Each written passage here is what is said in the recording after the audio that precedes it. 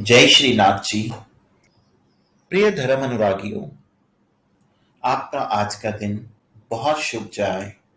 आपको बहुत तरक्की मिले, ऐसी मेरी मंगल कामना। मैं आपको सदा कहता रहता हूं कि ग्रहों की चाल को देखो। कभी ये तेज चलें, कभी ये वक्री हो जाएं और वक्री होके उल्टा जवाब दे दें, कुछ नहीं पता।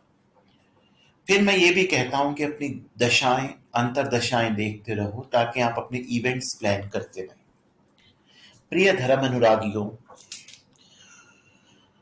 कई लोग आजकल बिना किसी कारण ही किसी से ईर्ष्या कर बैठते हैं।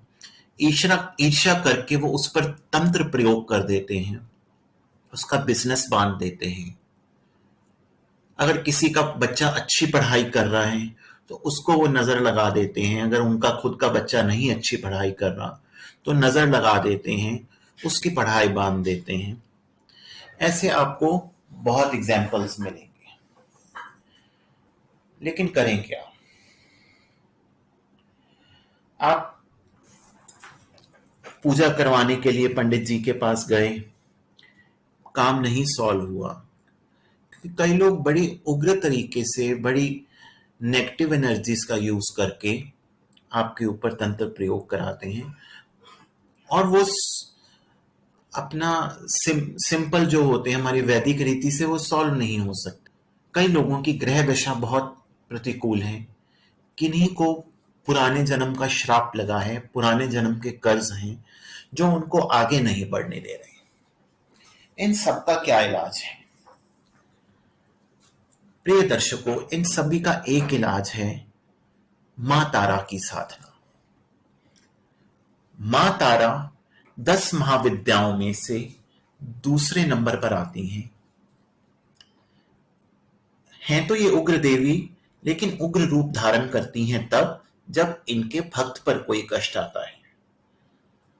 साधना करना इतना आसान नहीं है, इसमें बहुत नियम पालन आपको करने दे होते हैं। तो हम उसका भी आपको हल बताएंगे, साधना भी बता देंगे, नियम पालन करने का हल भी बता देंगे कि नियम अगर आप नहीं पालन कर सकते तो उसका क्या हल है। प्रिय दर्शकों, मां तारा के 3 रूप बताए गए हैं। एक तो उग्र तारा है, एक मां नील सरस्वती है, एक एकजटा है।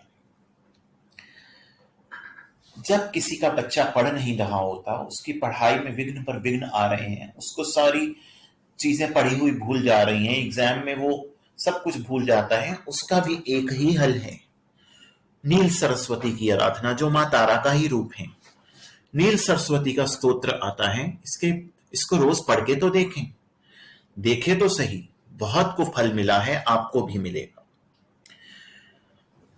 मां तारा की साधना 2 तरीके से की जाती है। वैसे तो महर्षि वशिष्ठ ने इनकी साधना की थी, लेकिन काफी समय तक करते रहे और माता सिद्ध नहीं हुई, तो उन्होंने मां तारा के मंत्र को श्रापित कर दिया था। मां तारा का मंत्र था त्रीम। बाद में मां तारा प्रकट हुई और उन्होंने वशिष्ठ जी से कहा कि उनकी साधना जो है उग्र तरीके से की जाती है, वाम मार्गी साधना है। तो फिर वशिष्ठ जी ने तांत्रिक साधना की, जिससे उन्होंने सिद्धि पाई। लेकिन प्रिय दर्शकों, साधना तो एक तरफ है, अगर आप भक्ति भाव से उनकी पूजा करते हैं तो वो तो सर्वश्रेष्ठ है, सर्वोत्तम है, उसके मुकाबले में कुछ भी नहीं। इनकी साधना प्रायः पिंक कलर के वस्त्र डाल के की जाती है, जो सिले ना हो, पिंक कलर का ही आसन हो, सामने घी का दीपक हो, माता की प्रतिमा हो या माता की चित्र हो, और आप साधना कीजिए। साधना से पहले मंत्र आपको गुरुजी से लेना बहुत आवश्यक है, क्योंकि ये उग्र साधना है। तो गुरु जी से जब आप मंत्र ले लेंगे तो फिर आप पर किसी तरह का कष्ट नहीं आएगा। इस साधना को आप कितने ही दिन कर सकते हैं, 21 दिन, 31 दिन, 51 दिन, आपकी अपनी मर्जी है। मिनिमम माला 21 होंगी। 31 भी कर सकते हैं, 51 भी कर सकते हैं, पर 21 तो कर ही लीजिए। आपको साधना के नियम पालन करना होगा, जैसे कि आपको नॉनवेज नहीं खाना है, आपको संभोग नहीं करना है, किसी से शारीरिक संबंध नहीं बनाने हैं। ये सारे आपको नियम का पालन करना होगा, फिर जाके माता की साधना होती है। दर्शकों, ये माता इतनी शक्तिशाली है कि जब भगवान शिव ने विष पान किया था तो उनके गले में बहुत जलन हुई थी। उस समय तारा देवी ने मां का रूप धारण करके भगवान शिव को दुग्ध पान कराया था, जिससे उनकी सभी तकलीफ दूर हो गई। जो मां इतने बड़े कर्म कर सकती हैं, क्या वो आप पर दया नहीं करेंगी? कहते हैं कि जो भगत है मां तारा का, जिस पर मां प्रसन्न हो गई, वो इस जन्म में तो क्या, आपके अगले कई जन्मों तक आपका साथ देंगी और आपके पिछले जन्म के सारे पाप नष्ट हो जाएंगे। मां तारा का शक्तिपीठ बंगाल में है, तारापीठ है। कहते हैं वहां जाने से आपके पुराने सभी कर्म जो हैं, पाप कर्म हैं, वो धुल जाते हैं और मां तारा आपको मनोवांछित वर देती है। पर वहां पर यह भी लिखा गया है, बताया गया है कि मां तारा के दर्शन के बाद मां के भक्त बामा खेपा की समाधि पर जरूर जाना है, तभी आपकी इच्छा पूरी होती है। प्रिय धर्म अनुरागियों,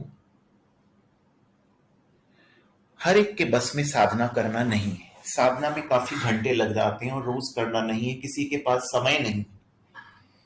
तो आप क्या करें? आप केवल भक्ति भाव से माता की पूजा शुरू कर दीजिए। माता की पूजा करने से पहले आप एक माला गणपति जी की करिए, ओम गं गणपतये नमः। फिर एक माला अपने जिसको भी आप गुरु मानते हैं उनकी करिए, ओम गुरुवे नमः। फिर माता के जो शिव हैं, हर महाविद्या के एक शिव हैं, जो माता के शिव हैं, मां तारा के, वो अक्षोभ्य शिव हैं, जिन्होंने विष पान किया था और माता ने उनकी तकलीफ को दूर किया था। फिर आप एक मंत्र करेंगे, ओम अक्षोभ्य शिवाय नमः। एक माला इसकी कर लीजिए। ये मंत्र आपकी स्क्रीन पर दिए जा रहे हैं। जब आपने ये मंत्र कर लिया तो आप फिर मां का मंत्र कीजिए, जिस मंत्र को